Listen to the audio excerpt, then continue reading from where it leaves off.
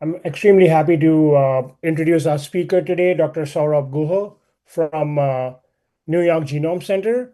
I've known Saurav as a friend as well as a scientist for the last 15 years. We met in New York when both of us were postdoctoral fellows, and I took the residency path while Saurav decided to do a ABMG fellowship. Saurav did his PhD at Jadavpur University in Kolkata in India, followed by a postdoctoral fellowship at uh, University of Cincinnati and then Columbia. Then he worked as a research scientist at Feinstein Institute of Medical Research in New York, uh, followed by the ABMG fellowship at Mount Sinai. Uh, After that, he's worked as a scientist at Myriad Genetics, also known as Council, and he's currently director at New York Genome Center. Uh, as I said, Saurav's had a stellar career with plenty of publications, and we are very happy to welcome him.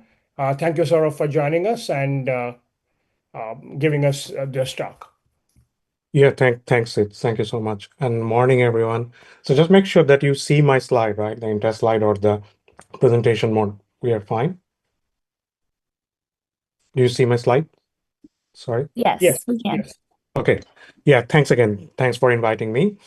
So as Sid mentioned that I've been in this field for genetic diagnostic for almost like more than a decade now. And I've worked in a different aspect of genetic diagnostic from carrier screening and NIPT, cancer screening, and very like diagnostic starting from prenatal to pediatrics, the neonatal, adult onset, you can say like variety of stuff I did. And right now at New York Genome Center, I'm directing a lab, which is a CLIA certified diagnostic lab, but here we exclusively do a lot of genome sequencing, whole genome sequencing. We don't do much of panel or any other kind of technology. And our main thing here, primarily, we do the prenatal genome sequencing in collaboration at New York Genome Center as a collaborative institute, which has been founded like 10 years back by Columbia, Cornell, and some other institute within the New York City. So our collaborations, our joint center is from Columbia OBGYN, which through Columbia OBGYN, we offer a lot of prenatal whole genome sequencing. Anyway, so I don't have any conflict of interest. So before we get into the actual presentation, so the focus of the presentation would be the carrier screening, the evolution of carrier screening over the last couple of decades, and what are the technical challenges we see, what are the clinical guidelines, how to handle those. Sorry. So how the clinical correlations we make and what should be the reporting criteria, what should be reported, and all those kind of stuff. I will go through one by one. Okay. So as we know that the basis of carrier screening that there are autosomal recessive inheritance as X-linked inheritance. If both the parents in autosomal recessive mode the carrier parents or the carrier of a causal variant for a particular autosomal recessive disorder, there is a 1 in 4 chance of having an affected children. For X-linked inheritance, if the mom is a carrier for autism, mom is a carrier for a causal variant for a particular X-linked like DMD or that kind of X-linked disorder. So there was a male child or the baby boy would have a chance of 1 in 4 to be affected. And the carrier baby girl would have a carrier status there too. There's a 50% chance that it will get a carrier status. And in some autosomal recessive disorder, even if the carrier does have some kind of phenotype, again, DMD is one of them. Anyway, by the definition, carrier screening is identifying the carriers of autosomal recessive and X-linked conditions. And the goal is to detect couples at risk for having an affected children. And impact is a huge impact. I'm not getting into the details as the informed reproductive planning. So over the decades, our carrier screening has evolved a lot. And it started from the targeted single gene, various population specific screening from expanded panel where hundreds of genes with a more pan-ethnic approach. And the guidelines also supported like last 10, 15 years, there's a lot of guidelines came in and supporting the pan-ethnic approach as well as with the expanded carrier screening. And what the equity is there that we actually increase the number of the carrier couple detection and reduce the miscarriers in the diverse population. So this is a timeline, historical timeline, the how carrier screening moved from, if you see the late 1970s, it started actually very much within the New York City from the Mount Sinai. It's TASAC screening, TASAC carrier screening for the Jewish population, and that was the foundational of the carrier screening concept. And then eventually it moved to other disorders, but it was a very population specific and ethnic-based screening, we used to call it. So from 1997, from this era where the NGS was not there, the pan-ethnic approach came into the carrier screening field, but the limited number of genes was still there, like CF and a couple of like Ashkenazi specific, like Canavan disease or Bloom syndrome, as we know, cystic fibrosis, or those are there. But it's actually moved to a little bit of pan-ethnic rather than just a very population specific. So from late 2000s, it's actually NGS started coming to the labs, and NGS changed as any of the genetic diagnostic. We understand that NGS changed the whole entire spectrum of the diagnosis, genetic diagnosis, and so for the carrier screening, it's also the same. And so the expanded carrier screening started coming into the market mostly by the commercial labs. So this part is I would call like the NGS or expanded carrier screening, and this was targeted screening, but pan-ethnic screening started before that. So the very first commercial expanded carrier screening actually come from the same lab where I actually work. It's a council from San Francisco. But the interesting thing is the first expanded carrier screening was not an NGS based, it was a microarray based. So I will show you the difference between those things. And eventually, the 2013, other commercial by 2013, and that time other commercial labs are also started offering different kind of ECS panel, expanded carrier screening panel. And then ACMG issued a position statement on ECS in 2013, and then a joint statement from ACMG, ACOG, and NSGC, and other clinical organizations, other bodies, their societies, they came on 2015, and eventually 2016, 17, and 2017, actually, ACOG issued two opinions, the committee opinions, on the carrier screening and expanded carrier screening. So in this area, what happened is basically the clinical societies, they're accepting the utility, clinical utility of the expanded carrier screening with hundreds of genes together with the pan-ethnic population, targeting pan-ethnic population, but they were still more skeptical because a lot of clinical utility data was not there. So within this phase, there's a lot of study came out around like 2020, I would say 10 years, which showed the clinical utility of expanded carrier screening, and as well as for using the pan-ethnic population approach. So 2021 ACMG practice guideline been issued, and it's actually changed the approach of the entire how the carrier screening has been performed for last like almost a decade or so. Okay. So yeah, those are the ACMG, or as I mentioned, the joint points to consider, joint statement from other medical societies, and the committee opinion from ACOG, and they are all supporting the adoption of the expanded carrier screening, but not necessarily they are telling that that's the only thing. They are also advocating like, okay, the targeted carrier screening should exist, and it should go parallelly, and that kind of thing.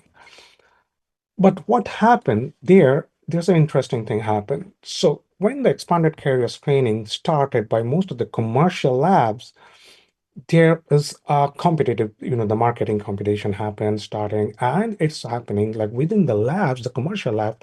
Just look at the labs within the US. There are a couple of other labs. This was a study from, I believe is 2020.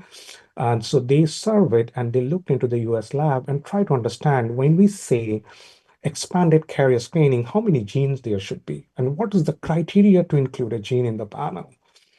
How we communicate with the patient community or the provider community or genetic counselors or clinicians to make sure they understand what the labs are offering. There's a lot of confusion started coming in, but the labs keep on increasing the number of genes. As you see, the 44 for 400 plus, and some of the labs are offering like that time at like close to 600. Now actually it goes to beyond 1,000 genes. Now, this is what happening here. Another interesting point to note here, it's not necessarily if we see this 400 genes by one lab and close to 600 gene by other lab, they do overlap all the genes of 400 genes are present in this gene panel. No, there's a lot of different genes which is not present in one panel, it's just present in other panel. So, and as you see, the commercial labs always go for their, obviously that makes sense for them to running them. So they started selling things like that, silver, gold, platinum panels, and not much without the validation, like what kind of gene disease validity has been studied and what should offer, how many autosomal recessive disorders actually make sense. And it created a lot of confusion again between the clinicians, genetic counselors, and the patient, what they should actually offer. If they are looking for a particular family history, what gene they should offer, and if the gene is present in this lab or this lab is offering that kind of gene. So overall, the field got confused. So that's expected, like for advancement of technology, lot of challenges happen. So this is one of the biggest challenge, how to tackle this situation, how to harmonize the particular panel, or at least a set of minimum panel, which every lab should offer. And the clinicians should know, or the genetic counselor should be aware of that's the criteria should be applied, and this gene must be in that panel. Okay. So to tackle that issue, the SCMG in 2021, SCMG introduced a unique approach, and by Dr. Greg, who was leading this entire committee, they actually devised an approach called tiering system, tiering approach of designing SCMG panel. How to offer this SCMG panel? So they designed four tier 1, tier 2, tier 3, and tier 4. What is this tiering approaches? So the tiering approach is SAMG is recommending the tier 1 has cystic fibrosis, SMA, and risk-based screening. What is risk-based screening? Is that there is a risk, already known risks of the family members or the family history. So that would come under tier 1. Tier 2, that includes tier 1, plus anything more than a carrier frequency, more than 1 in 100. That would come to the tier 2. And tier 3, which includes tier 1, tier 2, as well as any gene with a carrier frequency more than 1 in 200. It was 1 in 100 in tier 2. More than 1 in 200 would be part of the tier 3, as well as X-linked condition where the frequency or the prevalence is more than equal to or more than 1 in 40,000. And then it's a tier 4 approach, a tier 4. Tier 4 is more flexible. The labs can include, they can go beyond that, and they can include whatever way they think it's appropriate for their offering, or any labs is actually closely working with any clinical providers and they want some additional genes which are not part of tier 3, so they can be always go to the tier 4. But the recommendation was, first they designed, this is a unique approach because so far there was no minimum criteria how to include or how to make a minimum panel or kind of harmonized panel. So there's a lot of studies out there which divides the carrier frequency from different prevalence, different population, different country, or geographical region. But this approach, the steering approach, actually took a very, very different approach. They used the population database. They used Nomad version 2, and they calculated the gene carrier frequency instead of just the variant carrier frequency. And they devised a list of genes and they put it in the three tier and also as a tier 4. So ACMG recommend that all pregnant patients and those planning pregnancies should be offered at least tier 3 panel. That means tier 1, tier 2, which include tier 3 and the tier 3 conditions here. That makes a 97 autosomal recessive gene and 16 X-linked genes. On total, 113 genes should be the minimum number of the disease genes within each and every expanded carrier screening panel. So that was the very first criteria and first recommendation. So SMG also recommended just reporting to the pathogenic or likely pathogenic variants within the tier 3 gene. So this is a really good approach, but what happened here, this is such a new approach and this is such a new recommendation, the way the lab was offering, it was not like the ACMG was also not sure that how long it would take to implement this minimum tier 3 approach. So okay, so before getting into that, there was always like, why not to include more gene? So it makes sense. If we include more gene, we will get more at-risk couple, right? But the issue is that has a clinical utility. If we include 1,000 gene, and so always the studies have been performed in the way, if we include more gene, we will get more at-risk couple. But the SCMG committee, this work group, made another study, and they figured it out. Their criteria for making a cutoff of 1 in 200, like less than 1 into more than 1 in 200 actually, Anything goes there. If you see the carrier frequency and at-risk couple, so it actually reaches a plateau, which is a diminishingly small number of at-risk couple would be identified. If we keep increasing the number, so if the labs can actually increase the number, that's fine. But if we come to the clinical utility, and if you come to the capturing or like covering most of the carriers for diverse population, ACMG's recommendation believes that the tier 3 approach or the tier 3 is the minimum, should be minimum. After that, it could be expanded, but that should be the minimum there where we get the most number of carriers be identified. So what happened after 2021 when they recommended, SMG recommended this tier 3 approach, and 2022, there was a survey being performed. And that's a very interesting thing happened here. To look into this survey, if you see there's no specific labs, but there's the most of the advanced or the big commercial lab offering different kind of panel for the carrier screening. So they looked into the panels and they'll try to figure out how many genes are missing from this percentage. How many genes have been covered from the ACMG tier 3 among this commercial panels. And if you see that there are none of these big commercial labs are actually offering 100% of ACMG recommended tier 3 genes. So this is kind of striking. And then they realized, then we like as ACMG working group, and that time I actually joined the ACMG working group in the carrier screening panel design.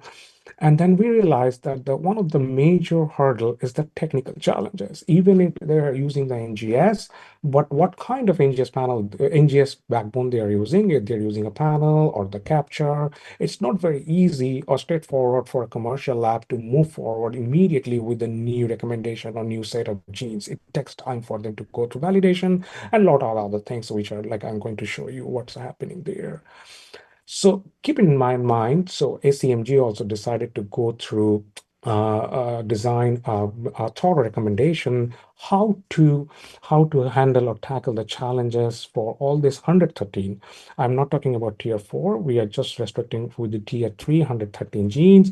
So we came up with the recommendation which we published on 2024, and I actually led that working group, and to go through all the technical details and the solution and the recommendation so the lab can actually follow and quickly add up the SCMG tier 3 recommended genes. So as we know that with the technological advances of the NGS, that always sounds awesome, but there are challenges.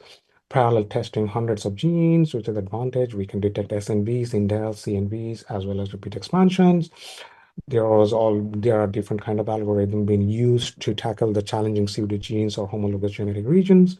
And obviously it's a cost efficient for the older multi-gene methods, a conventional technology like MLPA or single sequencing or any kind of those things.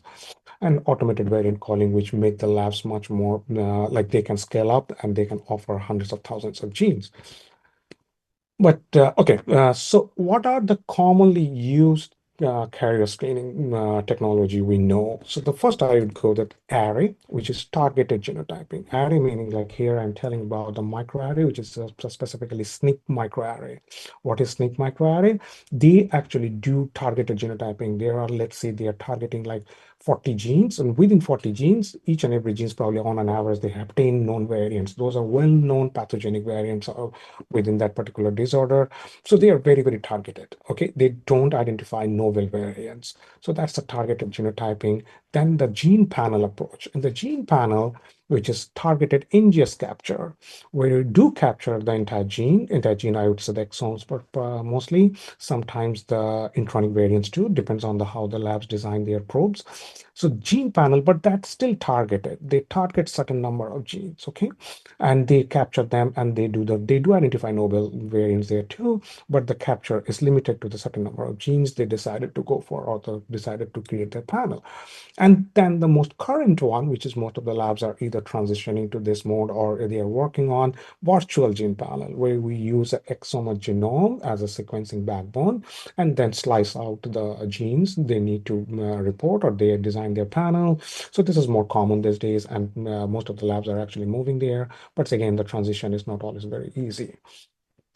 So yeah, it's the same thing like targeted sequencing panel is a cartoon, like we targeted certain genes and whole exome sequencing. Here we target some exons and the whole genome sequencing. We targeted literally, technically or theoretically, majority part of the genome.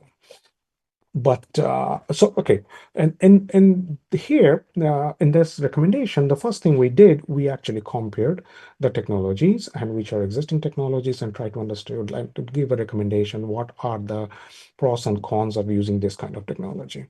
So if you see, this is the NGS, this green box representing the NGS, and this is actually the dot line is representing the virtual panel. And here is the array, here is the targeted panel, the exome sequencing backbone and genome sequencing backbone. And do they have like coverage? There's definitely panel have a very high coverage, but uniformity is medium level. The exome also higher coverage, but the genome sequencing have a little bit lower coverage, but the uniformity is a high uniformity is there, detecting different kind of variants. Most of them can detect those SNVs or small indels. Copy number definitely have some limitations how to detect, particularly with the size limitation, single exon or the small deletions will be challenging for exome sequencing or panel sequencing, panel-based sequencing, whereas a genome is much, much better in that sense. When I say genome sequencing, I would like to just make sure, because I know you all are pretty much aware with the long read, it's focused on the short read sequencing. And we mentioned it here because when we were writing this recommendation back in 2023, around that time the long read was not that common in the clinical scenario. Anyway, the one important thing here, novel variant identification, where the array does not identify a novel variant, does a very targeted at the variant level, and rest of the technologies do. But there was another important thing, and which was the one of the major factor where labs could not move easily to the recommended genes. Inclusion of tier 4 genes or inclusion of, I would say, any new genes in their panel. What happens when we do this, a lab perform the panel-based capture, and if they need to include even a single gene, they need to do the entire revalidation of their panel, like the designing the probes, balancing the probes and everything. And that's a lot of work. And we are just talking about one gene. If they include a 10 or 20 genes, that takes time. So that's a challenging thing. Also, like, but that's not the big issue for exome or the genome backbone. The tier 4 gene, which I mentioned, the tier 4 is a gene which is actually lab can add additional genes. Let's assume a lab is offering a tier 3 panel and they are using this panel approach. They have all the tier 3 genes. And then a genetic counselor from a clinic came back and say, hey, can you tell us about a gene or their carrier status, which is not part of the tier 3, but could be a tier 4 gene, or it is criteria to be a tier 4 gene. This approach cannot tell that. That's a problem. This approach is a problem is they don't have any additional information. But the exome sequencing or genome sequencing backbone, they can certainly unmask that particular gene or analyze that gene and can tell the carrier status. So that's a huge advantage using a exome or genome backbone. And again, the data storage requirement, and we know, like, again, this is 2024 paper within last year or so, and it's keep on increasing that we have much more efficient way to do the genome sequencing as well as exome sequencing. But there are challenges, obviously, for NGS. As any advancement, any technology, we get to move to the challenges, and we have to understand what are the challenges. So strength and limitations, what are the challenges for a particular panel or particular, is depends on what kind of methodology we are using. Again, the same concept, like it's a panel versus genome or the exome. And the lab must be aware of those particular gene and very, their complex nature. It's a complex gene of the complex region. There's a lot of things. The lab must be aware and deal with these things accordingly. So this entire recommendation is based on that. So before getting into the more technical or challenging regions, I would say, like, we also introduce some unique recommendation for the laboratories. One is the reference genome and transcript. So when we are designing and in the labs, we do work, we understand that there are different kind of genome builds are commonly used. One is AG19 or GRCH37, another is AG38, GRCH37 as reference genome. So the labs, definitely the very many commercial labs, at least I know there was a CAP survey on that. According to that CAP survey, at least close to 70% commercial labs still use, or the clinical lab, I would say, they still use AG19, GRCS37 build genome reference, and rest of 30% actually transition to the GRCS38. Now, when we do this kind of transition, we need to understand that what are the issues associated with that kind of genome build. So on that, we recently published another article from behalf of genetic SAMG, where we put out the challenges of transitioning from GR37 or to GRCS38, and how to tackle and what lab should do for the validation of this kind of transition. Let me give you an example why this is so important. There is a gene called CVS, which is associated with the homocystinuria, which is in the tier 3 of this SAMG recommended gene. If any lab is using AG38 reference, that gene is not covered.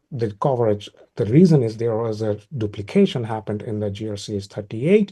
If lab is not aware of that, they basically reporting a lot of false negative false negative carrier status based on the CVS. So if it's not been taken care, so that's a huge problem. That's a single gene that could have a very big impact. So the lab should know how to tackle when they move to AG38. Generally, there are recommendations and there are a way to do it. The masking the reference genome, masking the additional duplication within the genome for GRCS38. That issue was not associated with AG19. Actually, that also kind of stopped moving. This kind of issues stopped moving the commercial labs, so the big labs, or the high throughput labs, from AG19 to AG38, unless they are sure that what's actually the issues are and how they're going to tackle it. So another interesting recommendation we put together is the very first clinical recommendation, clinical SEMG technical recommendation for using main transcript. As you probably know, that the matched annotation from NCBI and EMBL transcript, there was a joint project, and we call it main transcript. So the genes do have a lot of alternative transcripts. Some of them are biologically relevant, some of them are not. Even if they are biologically relevant, some of them are clinically relevant, some of them are not. So there's a lot of confusion always happen, and there was a lot of discrepancies between the ensemble and the RefSeq transcript. So this project actually came together, put together, and they named it as a main select transcript, or sometime main plus when there's additional clinical relevant, biological relevant transcript is there. So anyway, so we put together a transcript, if it's a main select or main plus for all 113 genes for the labs to understand. It's not that one single transcript is important. You have to know that this is the other transcript, additional transcript. There was a very classic example of like a NEB has a 2 transcripts. Both of them are clinically relevant. Outside of the carrier screening, if you can think that APC has a 2 transcript, they have a promoter variant, those are relevant. DMD also have a kind of transcript which are relevant in different issues, and that which promoter variants have been involved. So this is the very first time we recommended, ACMG recommended in their technical consideration to use uniformly the main select transcripts. And now, what kind of variant a lab can detect? It's a SNV. It's not that straightforward always. So SNV and indels are, okay, we can detect the short read sequencing. We can detect them. SNV indels are more panel-based or exome or genome backbones. They can detect all of them. Fusion is fusion and CNVs are challenging. Fusion is very important because there are at least 2 or 3 genes which have been involved, like CAH, C21A2, associated with congenital adrenal hyperplasia, which is known for as challenging fusion detection, as well as the GBA, which is associated with Gaucher, as also known for as challenging pseudogene fusion.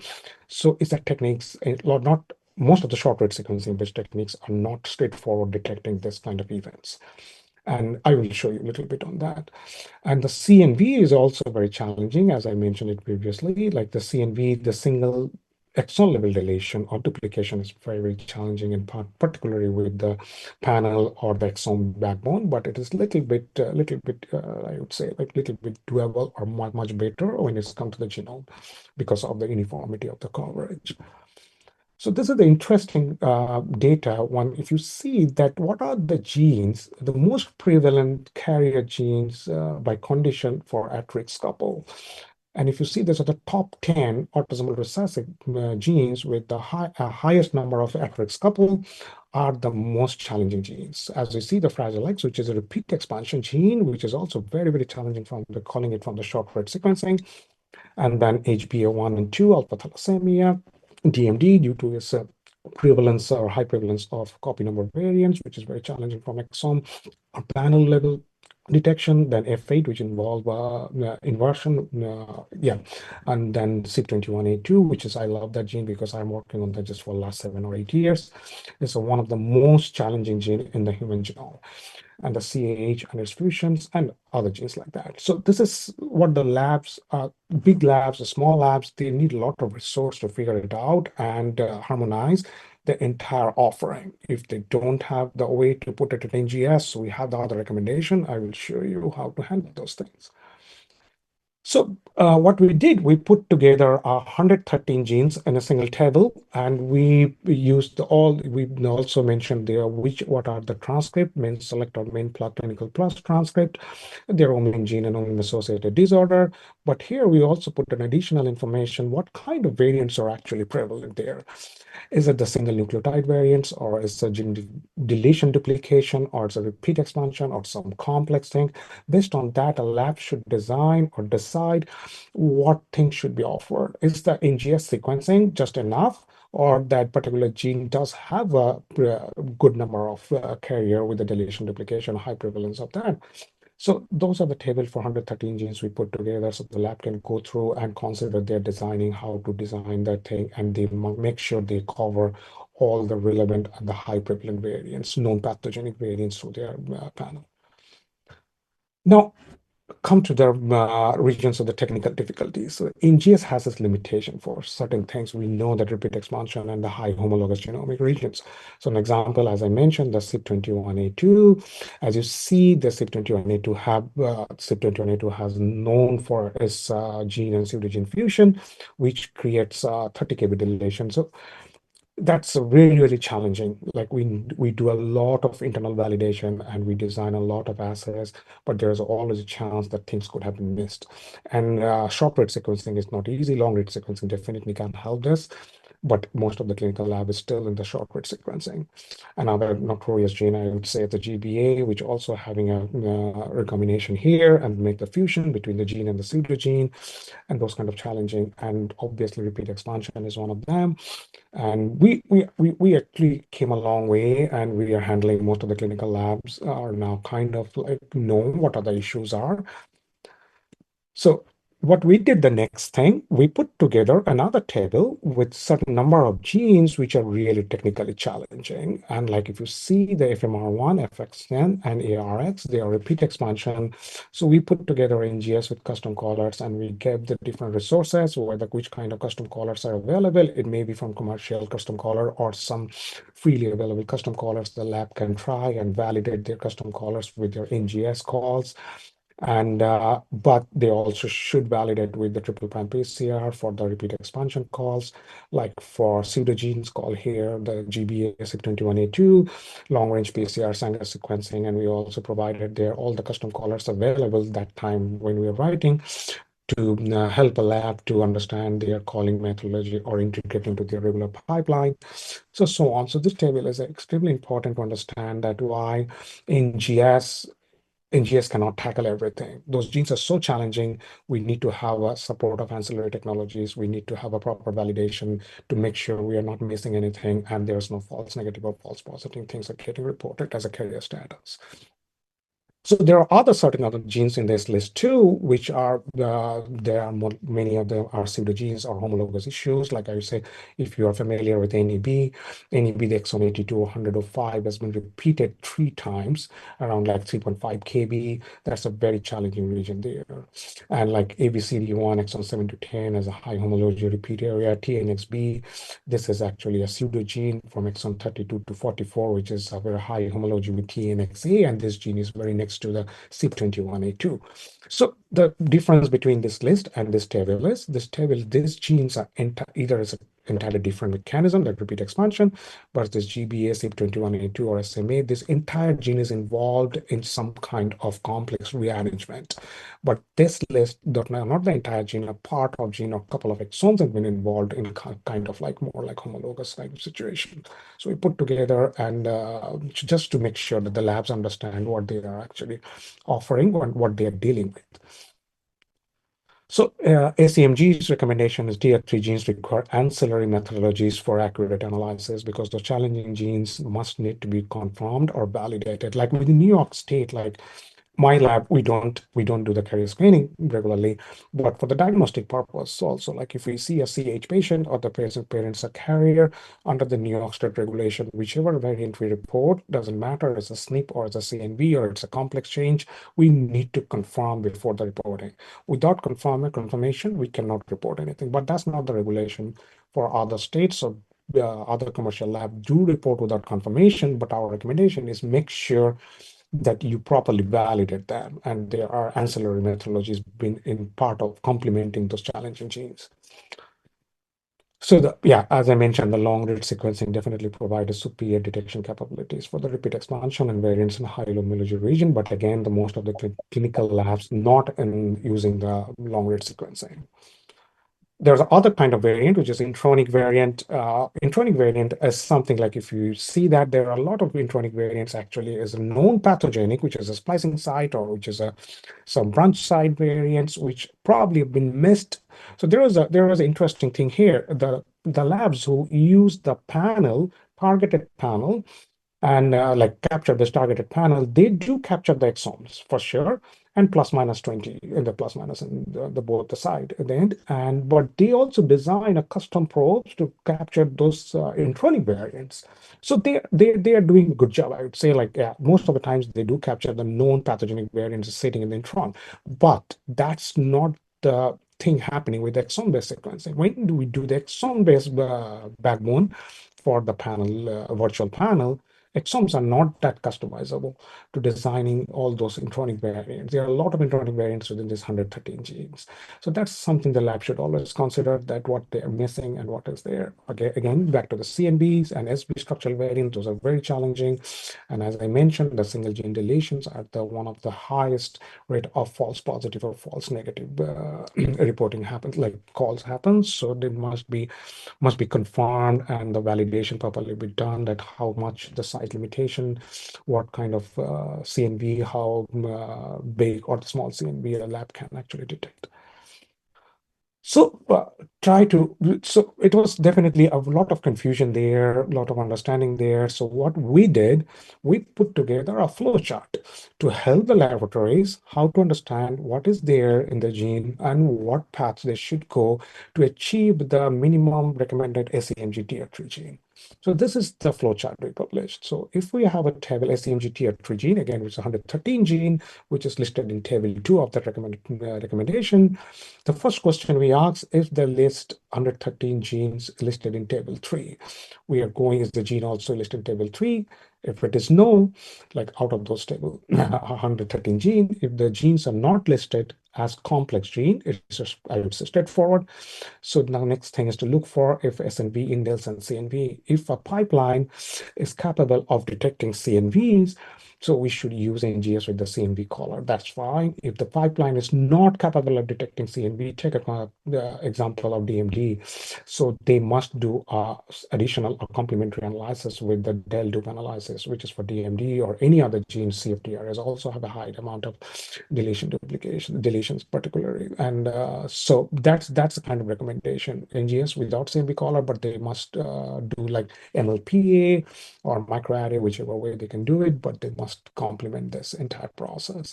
And if there was a gene which is part of that challenging genes, which is inclusive of gene repeat expansion complex rearrangement, the lab should understand they have a caller available to them. If there's a caller available to them, which is mostly custom callers, they can use it. Or if don't have a caller available to them, just go for the normal NGS, but use ancillary as mentioned in the table 3, which is recommended are available mostly like MLPA. Those are handling the most challenging genes like GBA or CYP21A. The lab must perform that ancillary assays to complement the ACMG tier 3 approach. So yeah, this is actually this table been shared in many labs, and they used it. They used it effectively, and that makes it a little bit easier for the labs to adopt and think. Particularly in the small labs, this is definitely a struggling. It's an issue. Basically, they don't have much resources, but they try to understand. It's helpful for them to follow that. So another important thing, so that's the technical part. Now, if we see the reporting of variant in carrier screening, reporting of variant in carrier screening is very, very different from reporting a variant in a diagnostic, because the carrier screening is just not reporting yes or no, or diagnostic happened or not.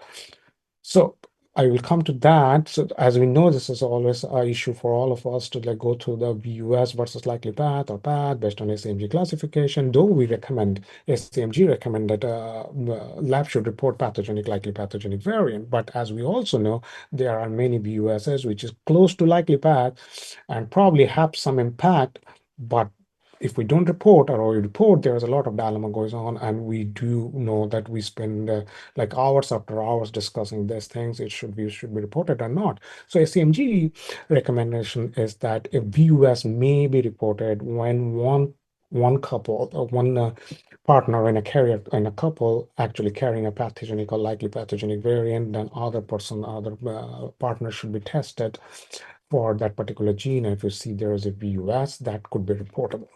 The same thing, this VUS reporting is extremely important when it's a prenatal stage or ongoing pregnancy, as it impact clinical decision. As we know that most of the commercial carrier screening labs, they don't report anything beyond pathogenic, likely pathogenic. But I can tell you, if anytime this kind of situation happen, the providers actually can go back to the lab and reach out to them and say, this is the situation we would like to see. There's a family history. If there is something as a VUS, now could be reported, and they can go and unmask that part.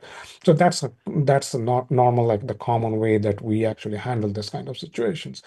And now with time, as we know that the SVI group from ClinGen is working hard and implementing more like divisions within the VUS, like strong VUS, high VUS, neutral VUS, or weak VUS, and low VUSs.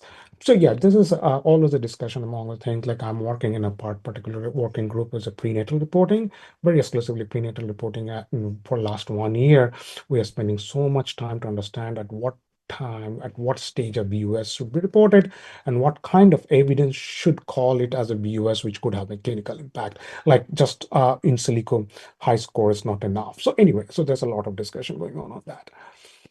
So as I mentioned, that the difference between the reporting of a diagnostics test versus the clinical screening test is there are certain components which are not part of diagnostic test, which must be part of the screening test. Particular carrier screening is residual risks, reproductive risks, and detection rate. So what is residual risks? When a couple or a person is actually tested negative as carrier, there is no negative, well, there's no carrier been reported, but this is extremely important to understand that the negative carrier is not eliminating its chances of being a carrier. It's actually reduce the risks of being a carrier. Okay, so that must be communicated properly to the patient during the counseling process, that what is the residual risks. But what happened, this residual risks is mostly conventionally calculated because the number of genes were limited, there are a number of variants are limited, but with time, with the NGS, there are hundreds of genes. It's not actually very precise, or it's not perfect to calculate residual risks, because there are so many novel variants could happen. It's not easy. So ACMG recommended, after considering all and considering all the different aspects like population frequency, because residual risk depends on the carrier frequency with more and more ancestry. And as we know, with the big population databases, this change things actually changing a lot, and we understand more. So it's SMG recommends not to report an exact value for residual risk. Let me give an example, quick example, how it used to be.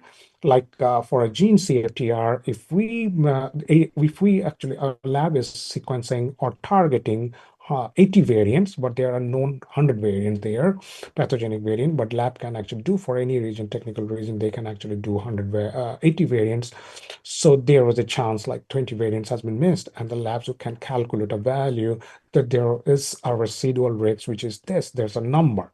But with time, with the NGS, that's not possible. That's extremely impractical. Even if someone calculates this, that's not a perfect or the precise one. So SAMG recommend not to give any number. Instead, explain that the negative carrier is actually not entirely eliminate the possibility of being a carrier, but reduce the risks for sure. Another thing is reproductive risks. Reproductive risks when a person is actually positive carrier. So there is an easy way to calculate them, what the chances of there to being, if the partner is a carrier or not, what are the chances of having an affected baby, and so on. But also SMG recommend with the number of genes, with the more challenging genes involved, the report should actually put together the reduced penetrance or variable expressivity for a particular gene, which is known for that. It's like CFTR. If you see, the lab should understand that is a cystic fibrosis or the CBAVD, or those kind of discriminations should be kind of like differences should be properly noted during the reporting. Another is detection rate, and that's an extremely important component. Detection rate. Some labs actually put the detection rate of their assay in the patient brochure or the provider's brochure. Some labs do put them in the reporting. So it actually depends on the detection rate. Again, the detection rate for the NGS, just a normal gene, let's consider CFTR, would be pretty straightforward that, okay, we can detect most of them, we can detect certain CNVs and this thing. So it can be calculated, not necessarily it would be 100% always. But there are certain genes, which is again coming back to the challenging genes, CYP21A2, GBA, the labs, the NGS, there's a unique thing about these genes. When we report, a carrier screening lab report them, they don't look novel variant for these genes. They just look targeted known variant. Like for CAH, there are 12 well-known pathogenic variants listed for all among the population databases, and there are a couple of like 30 kb deletions, which is a kind of different combination of the pseudogene and the gene fusion. It's all of them cover around like 97% of the pathogen known disease-causing variants. So what happened? These genes are so challenging. Getting a novel variant, sequencing a novel variant, and interpreting them, it's really, really a lot of thing to do. But when we do the targeted, even the NGS scholars we recommended or labs use, they're all targeted. So they target those 12 variant for CYP21A2 along with all the deletion and duplication within the gene, which is creating from the fusion. The same thing happening GBA, SMA, HBA. We generally don't look for the novel variants. So the detection rate must be mentioned here clearly. Like 97% of those variants, known variant has been detected, but rest of the 3%, which could be a novel variant, has not been detected by this assay. So this is three extremely important receive component, which has been part of the carrier screening reporting. And ECMG, in our document, we have a very thorough text and language for the labs to put, they can take those languages and use or customize the way, but there is a basic concept what should be included and how to write those text to communicate to the patient and the provider or the genetic counselors. So I think, yeah, in conclusion, the entire approach of tiering approach created a lot of opportunities for the labs and the carrier screening field. Laboratory can innovate to reduce the cost of screening, and which we know that almost all of the labs are working the same goal. Healthcare system can evolve with the long-term cost benefit and high throughput prenatal screening with this particular tiering approach with the panel, which is we know that 113 genes. So one thing I would like to mention also that 113 genes, that panel is not static panel, it's a dynamic panel. It's is based on Nomad version 2 frequency. Now we know it's Nomad version 4, and we keep checking and kind of studying that if the panel is changing or not. And so that's a continuous process. So again, but there is at least a harmonization between the labs, and it's easy for the patient population or the provider to understand when they order. Hey, you can ask, hey, do you offer the SAMG tier 3 panel? The lab say, yes, we offer this, and they know what is the tier 3 panel. The providers know what is tier 3 panel. So it's much more easy. It's much more straightforward and smooth conversation between the patient and the provider and the laboratory. Again, this is where it makes things a little bit more easier or flexible for putting into the EHR system. And so the test result readily accessible and reducing repetitive screening cost. And we strongly recommend that any lab should not say that they are offering a CMGTH recommendation until they know what the variants they are offering and they cover all the known pathogenic variant, even if in this complex genes. And implementation of ACMG recommendation, again, is continuous dialogue among current stakeholders. And we know as a lot of guidelines are coming up and they are helping the field to move and to more adopt this and to make it more accessible to the patient community. Yeah, with time, I think I would like to thank all my core, Dr. Tanan and other experts from different institutes. They're part of SCMG, laboratory committee, and other SCMG members. Thank you so much. Thank you, Saurav. Yeah, Saurav and me are meeting separately at 9:15, but I think anybody else has any questions, feel free to ask now. Hi, Dr. Guha. This is Bharat Tyagarajan here. I'm one of the molecular pathologists.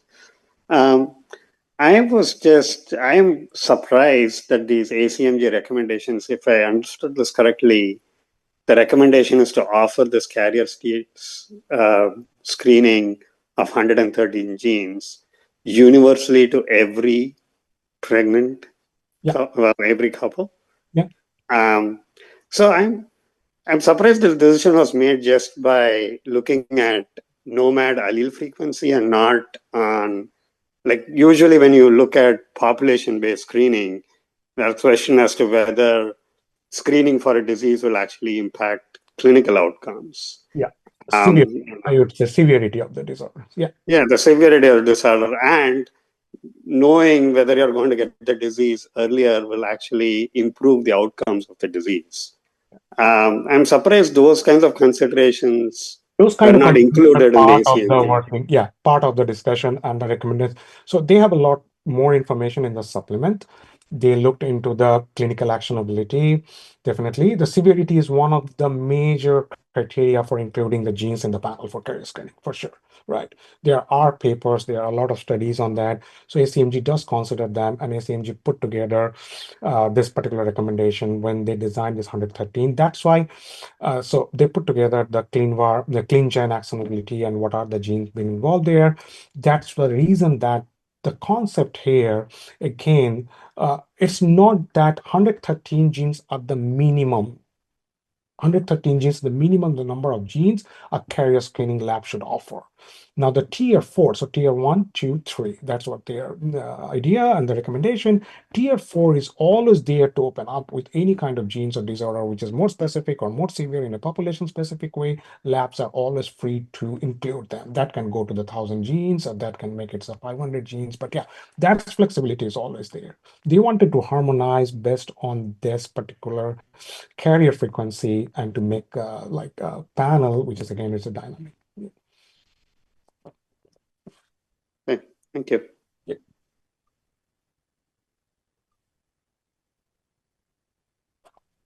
Sophia, you look to be muted. Yeah, I think, yeah. And then after you, I have a question too. Yeah, sure. Go ahead, Andy. Uh-oh. We still can't hear you, Sophia. All right, I'll go ahead and launch my question. Hi, sir. Nice to meet you again. Andy Nelson, another one of the molecular pathologists. Thanks for a great talk. I wanted to ask a very loaded question. At our institution, the utilization of our genomic data, particularly germline, but also some of our somatic cancer genomic data, is fraught with a lot of regulatory issues, IRB issues, and other things. I was wondering, can you kind of comment on what's the landscape at your center in terms of, particularly across several different institutions, in terms of utilizing and publishing on, future insights and clinical utility in the screening, not only developing all these great guidelines, but actually, showing, from your own data. Absolutely. So, patient outcomes, like, so how does that look there? Yeah, so within New York Genome Center, as I mentioned, we have a couple of collaborators, and we are part of a center called Women Genetic Center in collaboration with Columbia OBGYN. So they recruit the patients, they recruit the prenatal patients, and we sequence them. And so they have the access to the patient's data, and we do have the data, genomic data, and it's been funded mostly by the NIH. Funded is more like a clinical utility. I'm just giving an example in one of our current project. Clinical utility of using genome sequencing at the first year approach instead of SOC for the prenatal diagnosis. As we know, the SOCs are mostly the microarray and also exome some level, but the genome is not the regular use. So that's the study we are performing for last 2 or 3 years. And we did close to like 2,000 prenatal cases. So the sharing data is like, we don't really share right now everything on the CleanVar, that kind of repository. we do have a collaboration of repository with the Broad Institute, and we made our in-house repository, which is part of also a big consortium called Prenatal Sick Consortium. So yeah, we did publish things. Yeah. I'm not sure, like, is that your question, like how we work on that? I was kind of most interested in how many barriers or how easy were the IRB and the approval, the regulatory collaborations across those Yes, kind of institutional divides. Sorry, I'm not involved in the IRB side because that's a Columbia IRB we are working on. So like Yeah, we work on the Columbia IRB. So my organization is not directly involved with the IRB stuff. got it. So because we are mostly as the lab side, though we are not commercial lab, but we work as a lab side. Our IRBs are mostly from the institute's IRBs, yeah, from the University Medical Center's IRBs. All right, is it working now? Yeah, I can hear you. Okay, I had to change my microphone. It somehow switched to something else. Hi, so I really enjoyed your talk. Thank you. Question for you is, it seems like a genome backbone short read with maybe long read sequencing to get those hard to target areas, which long read covers well, would be a good combination to kind of cover everything, but maybe cost prohibitive. And I just was wondering kind of what your thoughts on. Oh, that's the best approach, actually. Labs are actually adopting that. Commercial labs are adopting them. Okay. Combination, I know at least, I'm not taking the names, I know at least 2 commercial labs, they're adopting them, the long read in combination with the short reads, right? Because we really we don't need the long reads for SNVs and indels. The short reads are good enough to cover them for this challenging, particularly this challenging regions, or repeat expansions or homologous pseudogenes. Short reads are much, much better and superior compared to the short read. Yeah, absolutely. And if you see the recent involvement, like how the technology is evolving, like Illumina is launching next year or something, sometime, I don't remember, a technology called Constellation technology, which is basically within one single platform, you will get a synthetic long reads as well as a short reads, a combination. So that's the whole approach, absolutely, because that's reduce the cost, that's give you a more efficient way to detect the challenging variants. Yeah. Thank you. If there are no more questions, thank you again, Saurav. We are going to meet in like 20 minutes. Okay, thank you. So, Just makes sense. thank you again. Thank Great. you. Thank you. Thank you, everybody.